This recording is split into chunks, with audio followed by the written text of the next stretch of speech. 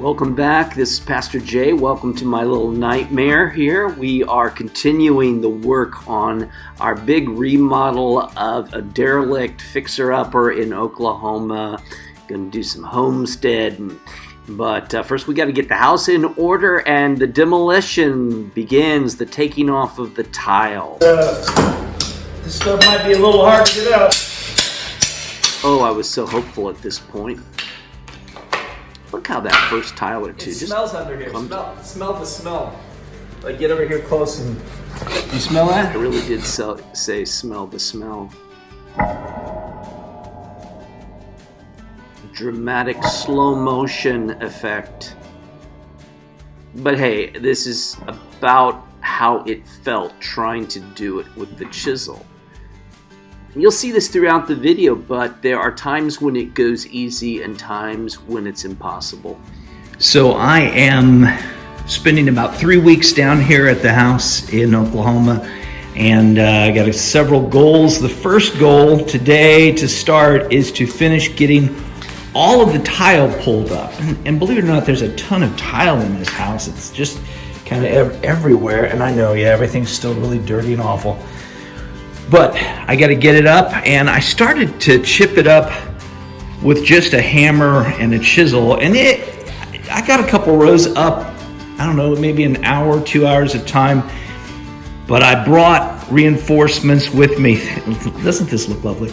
I brought my air compressor and an air hammer, small air hammer, and I'm hoping for good things, and I'll let you see it.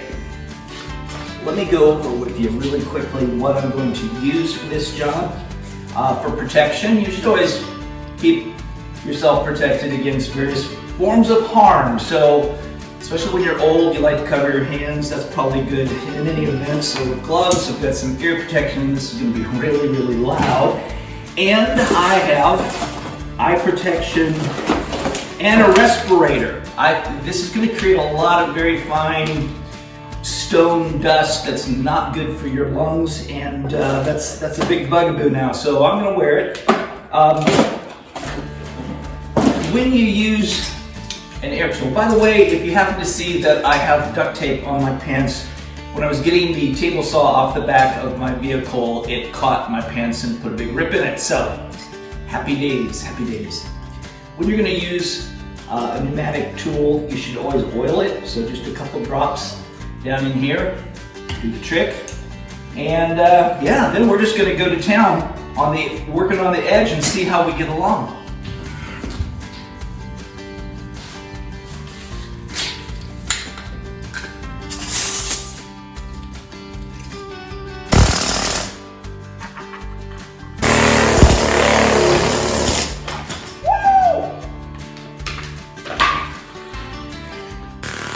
From the thrill of victory to the agony of defeat. This tile is a good example of one that did not come up in one nice quick pop. It was like many of them where I would spend, I don't know, a couple minutes per tile in some cases, and man, that really, really wore me out.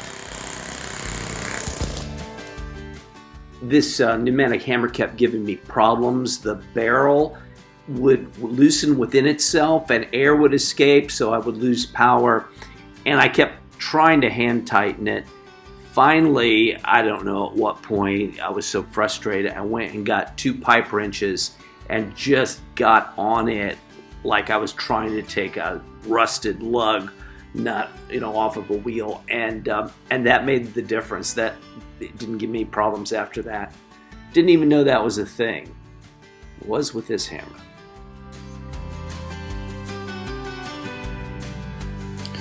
Just to give you an idea how my last day and a half had been going, I've been removing all the tile from this place. Whew. So you can see the mess that I have created. I do not yet have a dumpster. I'm starting to realize a dumpster is just going to have to happen.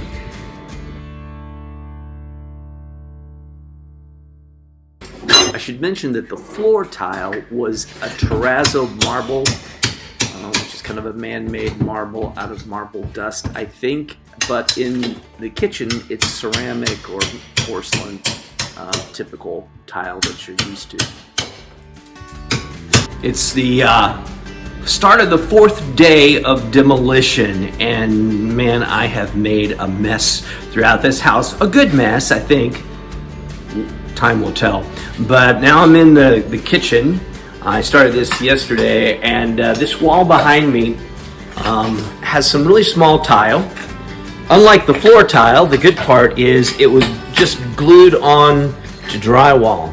And eventually, soon, the drywall will come out as well, but just where the tile is. So I've been using a pry bar and a hammer, which works, but it's also really slow, and I'm sending a lot of chips flying all over the place. So I'm going to try real quick to see if I can pry them up using an oscillating tool. And if I can get the tile up, then hopefully it'll be easier to cut the exact place I want the drywall to come out. If not, yeah, I may just try to cut the area out with the blade and then just pull everything out. Depends how easy it goes. Let's see. In the end, so much of this came out because, of course, all of the cabinetry had to come out. I replaced a lot of the drywall, a lot of the insulation even. But this is the process as it began.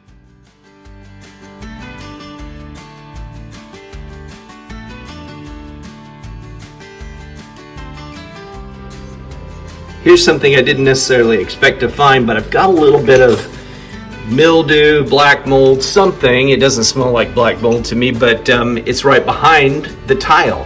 Now keep in mind, they tiled over drywall, which probably was common back in the day.